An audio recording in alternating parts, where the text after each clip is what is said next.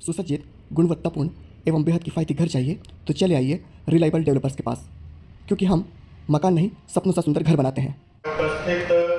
निगम सभागृह में एक देश एक चुनाव को लेकर एक आयोजन हुआ। इस आयोजन में इंदौर के महापौर और Bhajpa one nation one election के सह संयोजक पुष्यमित्र भार्गव शामिल हुए और उन्होंने इस विषय पर अपने विचार रखे।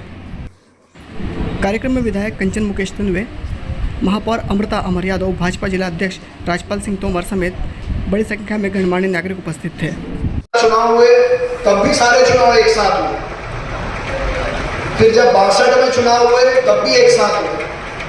62 के बाद से जब इंदिरा गांधी जी के हाथ में कमान आई थी तो संविधान के जो दूसरे अधिकार है, धारा 356 है, या दूसरी पार्टी के लोगों को खरीदना बेचना, ये काम देश में शुरू हुआ।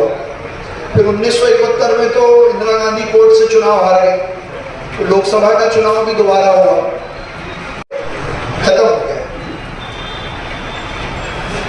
तो 1984 में पहली बार देश भर में कई सारे लोगों ने, जिसमें अटल बिहारी वाजपेयी ने पहली बार कहा था कि इस देश में एक देश एक चुनाव होना चाहिए, सारे चुनाव एक साथ एक बार होना चाहिए।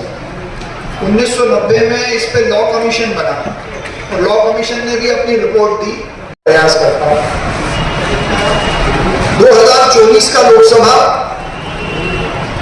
और 2019 से लेकर 2024 तक जितने राज्यों के चुनाव अलग अलग समय पर हुए, उन सब का खर्चा मिलाया जाए तो वो खर्चा आता है लगभग 6.5 लाख करोड़।